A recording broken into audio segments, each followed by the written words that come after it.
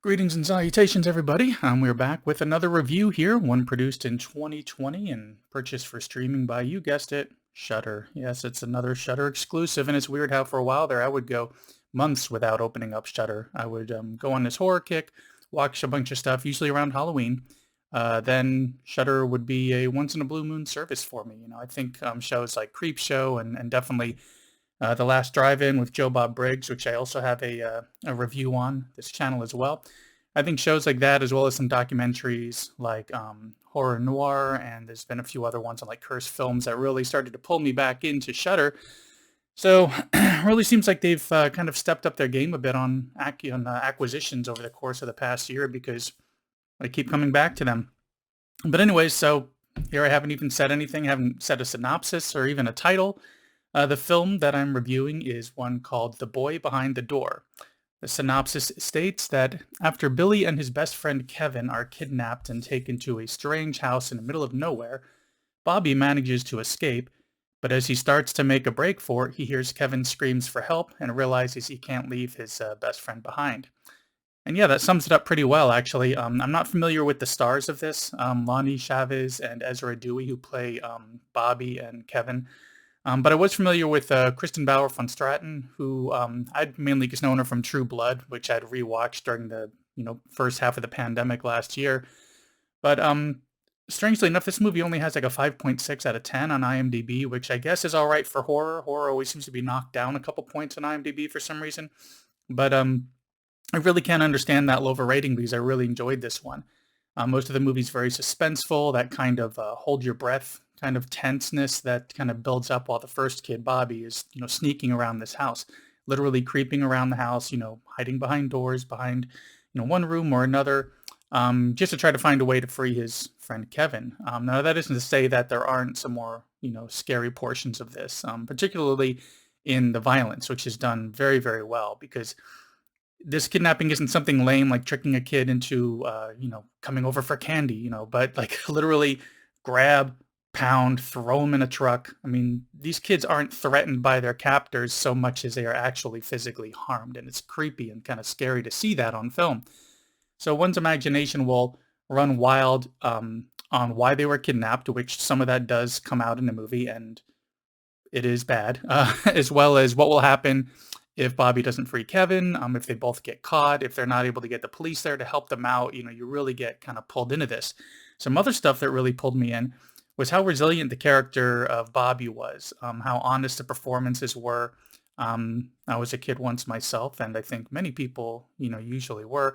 But and I know how in that age range, which these characters are around 12 years old, boys are taught to, talk tough, be tough. You're almost a teenager. You're growing up. You got to be tough. And there's always this idea, kids will be like, well, what I would do in a situation if somebody tried to kidnap me, you'd get thrown into a truck and you'd be kidnapped and you'd be crying. That's really the reality of what happens when all that stuff breaks down and all that toughness is gone and leaves them really just as a 12-year-old kid who's, in fear for their life. So when as I mentioned before, these performances, the this Lonnie kid who's playing Bobby, he just knocked it out of the park with this one, in my opinion. We mainly get mostly stuff from him in this, but we do get a little bit of the Kevin character from him kind of talking to him through this door, trying to help him find a way to free him. Um, but yeah, I mean, the emotion that they're able to bring across was really surprising because there's, this situation that these characters are in it's so tense, it's so stressful, and they really brought it across very well in those performances. Now, as we move on to Kidnapper, which was the name of the character played by Kristin Bauer von Straten, she's very stoic, angry, tough, and imposing, similar in some ways to how she was in True Blood. But, this isn't just being that way for kids. I mean, just it made me wary of her. It really came across like I would not want to cross this woman under any circumstances. And so there we are, lots of tense, suspenseful scenes. Which I guess, I could see how some who were wanting more of a gory or scary kind of horror film may not be into this, but I was. Not all of it, though.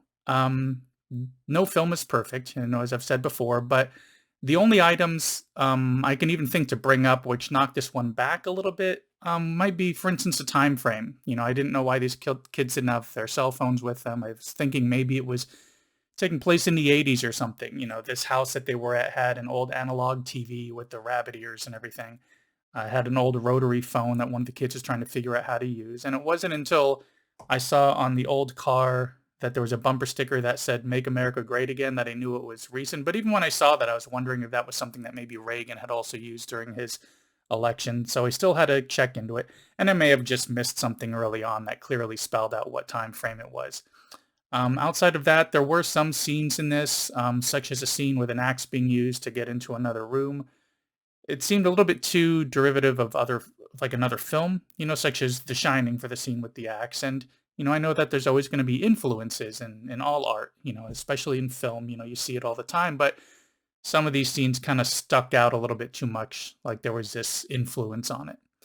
But that was about it. I mean, I really feel that this one's worth checking out, and I'm going to rate this one an A minus. They did a really good job with it. Those two little gripes I had don't really do much to that rating.